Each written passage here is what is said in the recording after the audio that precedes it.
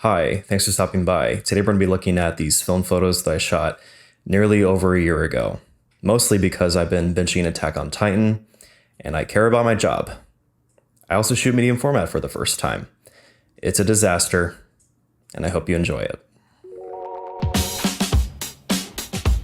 Round 2 of talking about this jive and cool format populated by college students, people who try to find the meaning in everything, and film bros who wear their beanies like this. I promise I've only been one of those. Actually, I'm gonna keep that on. When looking back at these 8 rolls, I found myself to cringe more than be impressed because these are some very peculiar results. Because this time around, we get even more experimental. Actually, it surprises me. I look back on these and I'm impressed with how I wanted to do so many different things while exploring in this early stage of film for me. It must have felt nice to be young.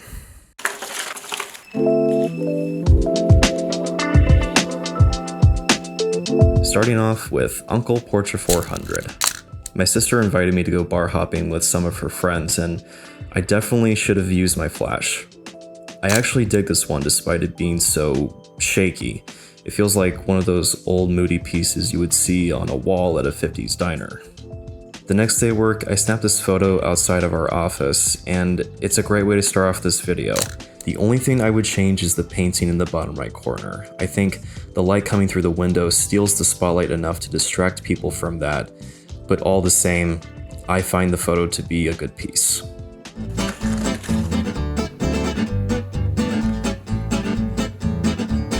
But you guys aren't here for 35mm, you're here for medium format.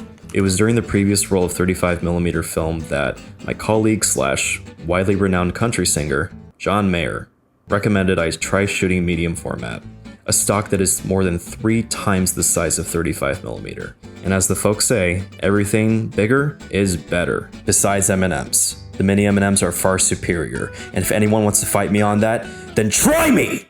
Furthermore, John convinced me, and the reliable Jeans camera store allowed me to rent out their Mamiya RB67 with a roll of Uncle. Even under the supervision of John, it took me 10 minutes to load the camera, and that is still, sadly, how long it takes me sometimes these days.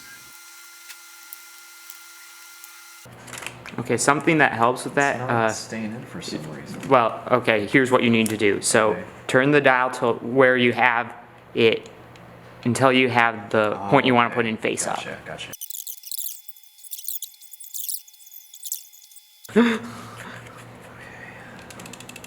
Arrow.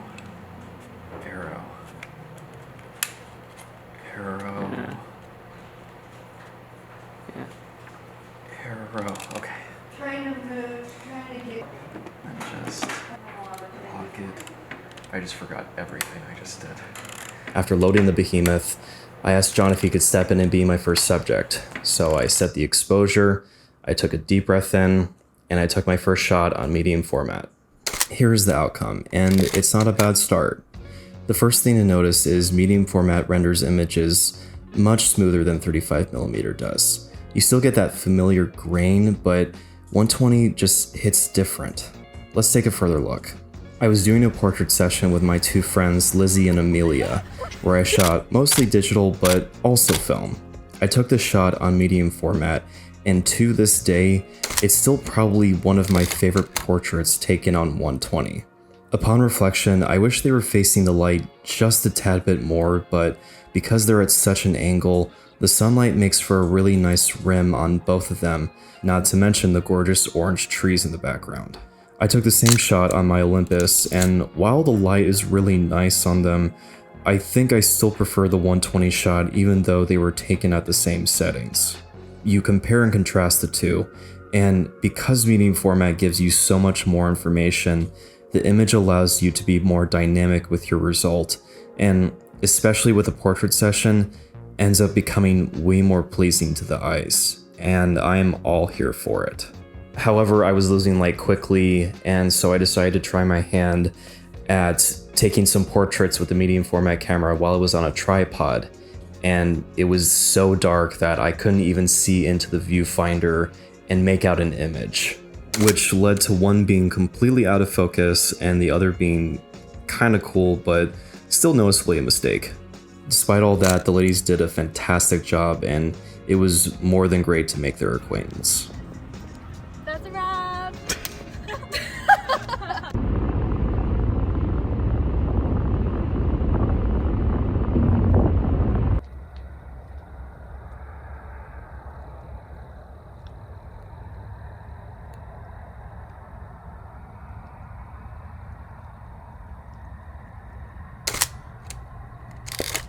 I don't mean to sound like a broken record, and I know this shot is a little basic, but every time I look back on this photo, I can't help but think it's incredible.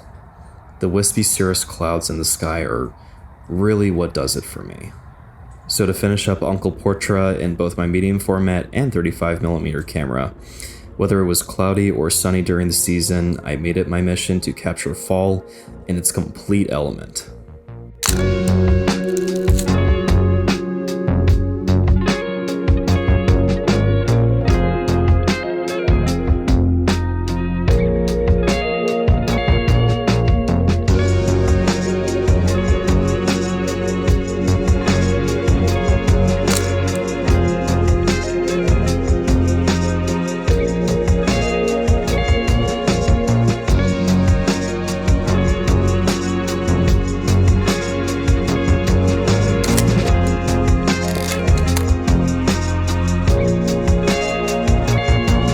Next morning, the sun was coming up and everything was perfectly foggy.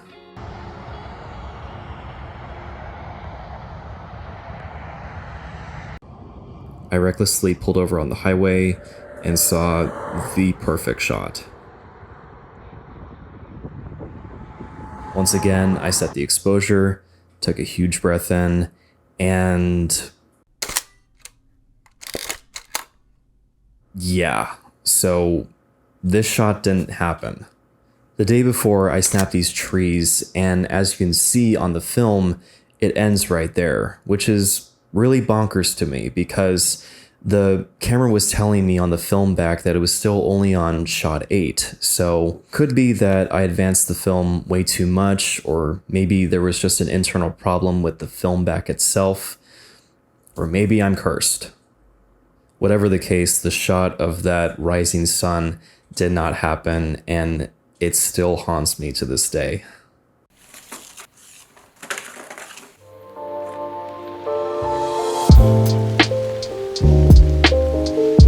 It was a few days before I had to take the Mamiya RB67 back to Gene's camera store, so I still had a roll of Uncle and also another roll of Ilford HP5.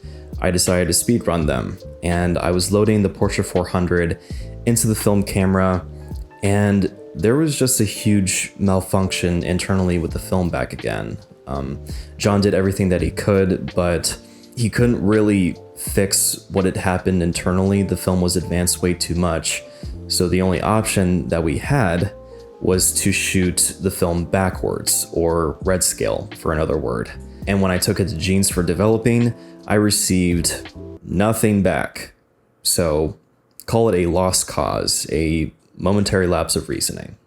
That being said, I tried again with my roll of Ilford and everything was fine. Looking back on these, I really dig them.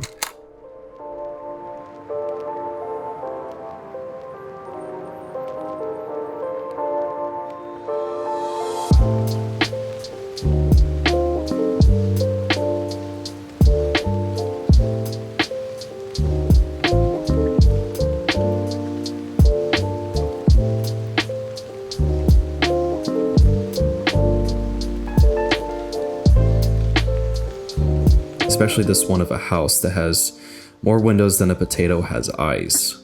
My favorite little detail being the shadow of the gate on the front.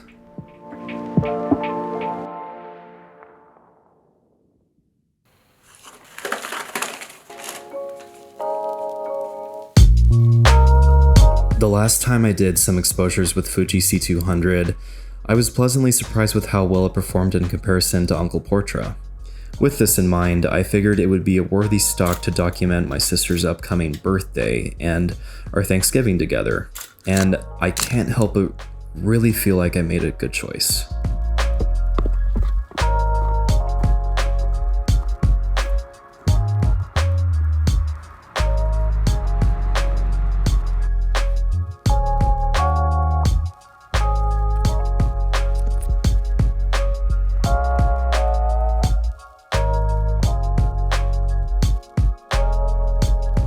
I enjoy looking back at this roll because, in my eyes, it's the genesis of me finding another layer of value in 35mm to where I can use it as a way to capture an intimate time with family I don't want to forget.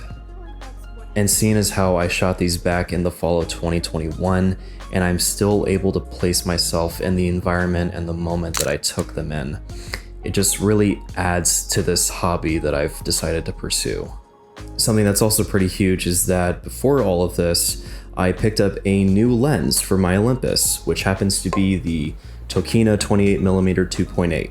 My 50mm is great and all, don't get me wrong, but there are so many times during the previous rolls where I really wish I had just had something that was wider to capture the scene how I intended. Even to this day, the 28mm has been nothing short of perfection for that intention. I especially think it came in clutch to capture these moments with my family, but to its best when the next day we went to a charity thrift called Santa's Closet.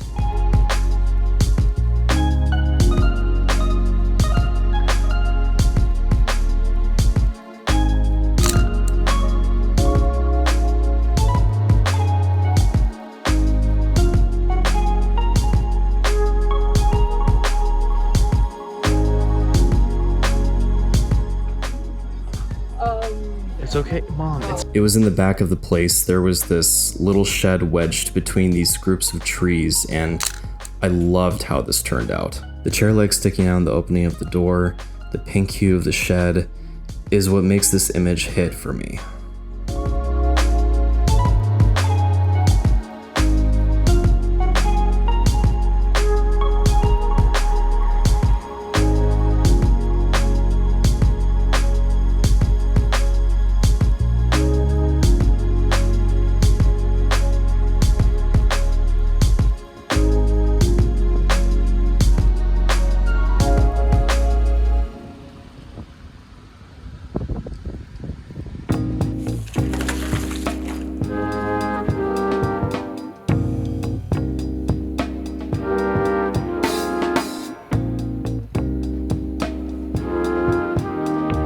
The environment was starting to lose its vivid nature with the end of fall, but I still wanted to try out my new lens and feed my creative hunger in some way.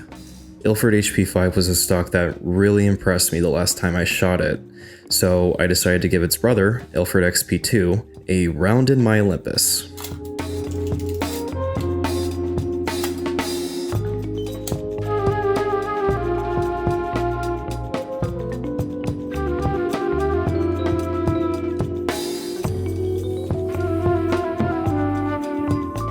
There was one morning where the fog was perfect around our backyard, so I went for it with a new stock.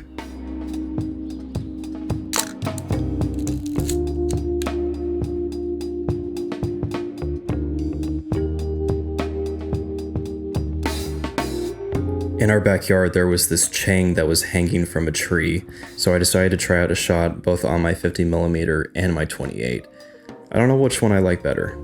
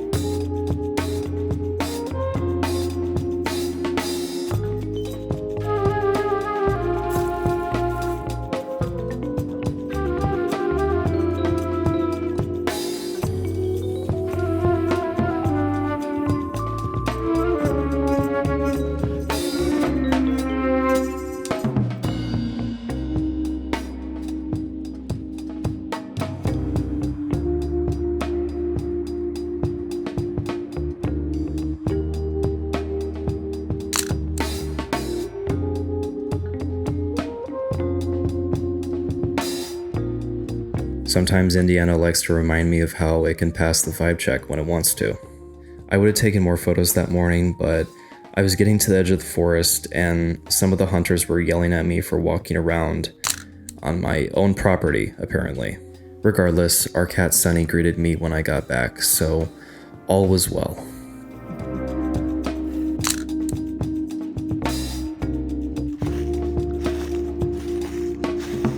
The stock made a great impression on me.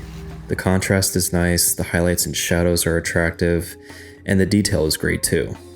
What's interesting about this stock is that even though it's a black and white film, it's actually also a C41 processed roll. And what does that mean? Well, if your local film camera shop doesn't do, black and white scanning and filming, this is your loophole. But another thing that caught my eye is that when you shoot this film stock, the tint actually shifts at random. Sometimes your highlights will have a more magenta tint to them. Other times they're a little green. This gives a very chaotic experience to shooting the stock, and I can't help but love it.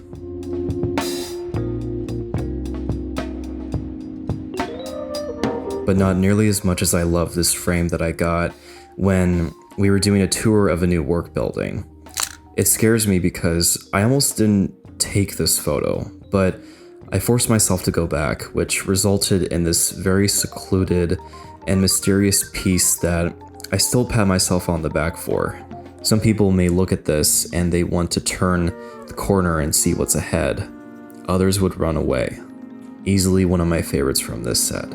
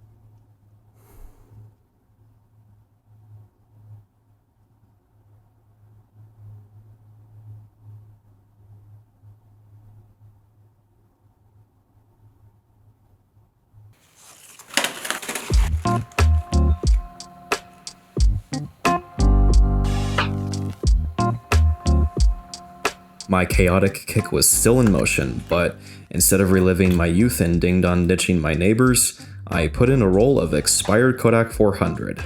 I shot a roll of this in the last video I did, where I began this journey, and to much surprise, I actually got some images out of it, even one still being a favorite of mine.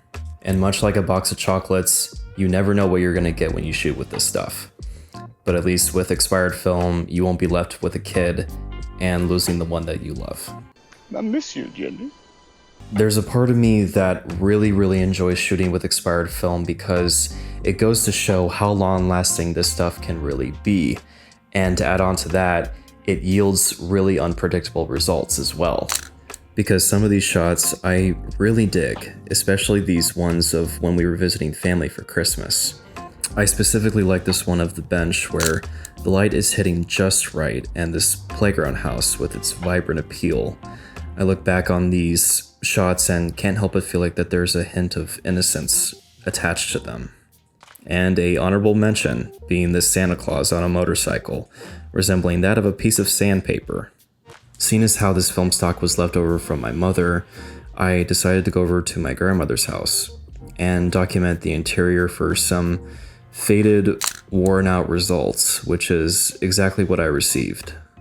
Definitely a case where the photos only really work in the matter of self-interest, but I think anyone can take a look at these and if they knew the context behind them, can understand where I'm coming from. If you all thought that that last film roll was interesting, well, with this next one that I did, I had probably one of the craziest outcomes that I am ever going to show you guys with this series. Because alongside with that expired Kodak 400 roll, my mom also gave me this expired black and white Kodak roll. So when I was still at my grandmother's place, I decided to load that sucker in and see what the future had in store for me. Well, yeah.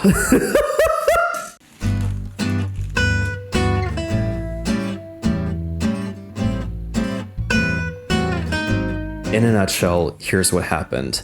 John approached me about how he was wanting to get into developing film rolls for people. And so I had mentioned to him that I had shot this expired roll of Kodak 400 black and white. And it was halfway through the process of him developing the roll that he didn't notice that it was also a C41 roll, basically meaning that it was the same case as it was for this film stock as it was for the Ilford XP2 that I showed you earlier in the video. So with the help of some cross-processing, John gave me 2 versions of each of these photos, meaning not only do I have a faded black and white version of all these, but also an exclusive rainbow explosion version too. I was disappointed with how the scans turned out, but to be frank with you guys, I look back on these film photos now and I don't really mind them. The main reason being that these give the impression of being taken by my grandmother when she was my age, like they're old and forgotten sketches or drawings you find in the ancestor's attic. And I find that to be especially true for when I attempted to inspect my grandmother's barn while it was below freezing.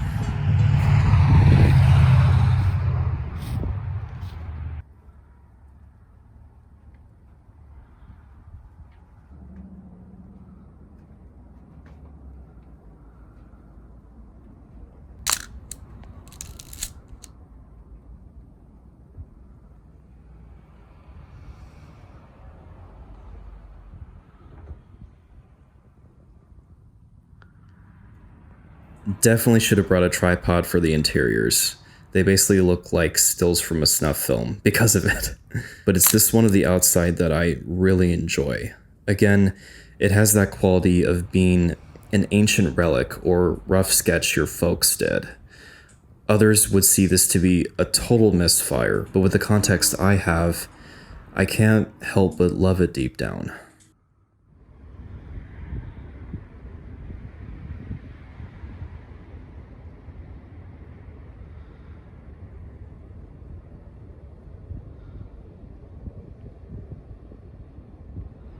With my pant legs flapping in the wind, I decided to call it a day.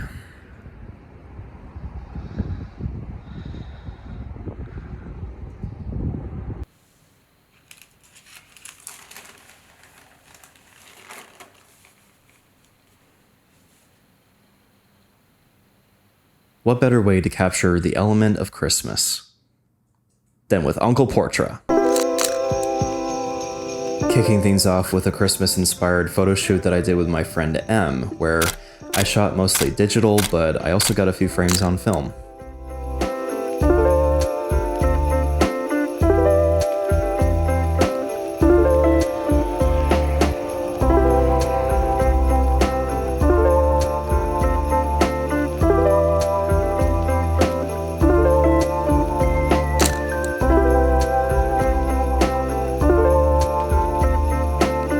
One of the really great things about this part of the year is we don't only celebrate Christmas, but also my sister's birthday.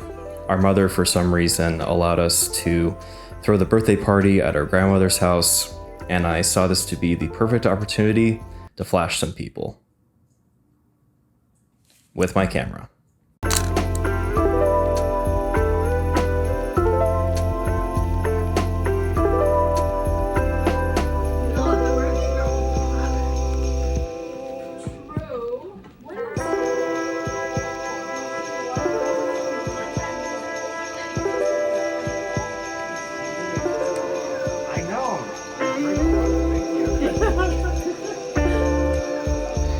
Oh no, that's not a prize!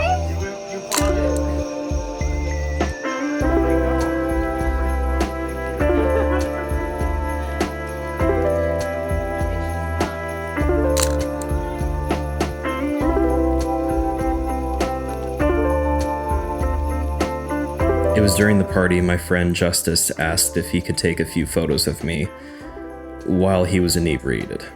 These don't need to be seen by anyone. After hours of Midwest expression that looked like playing GameCube and drinking, everyone turned in. It was a really great night. The following week, we celebrated River again, and of course, the holiday led by consumerism.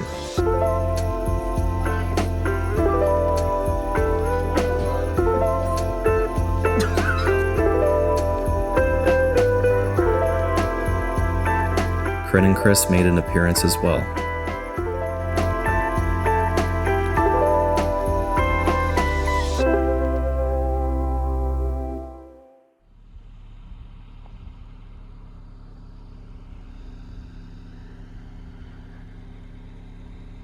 The next day, it was a winter wonderland, so I entered the role with these.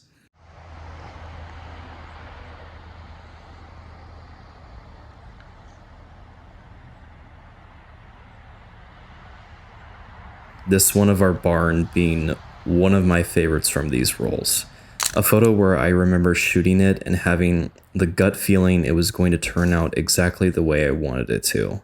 The colors of the barn are just immaculate, and the snow adds another layer by motivating the harsh sunlight and the bending trees in the background. This photo is one you could eat off of. This photo is a plate.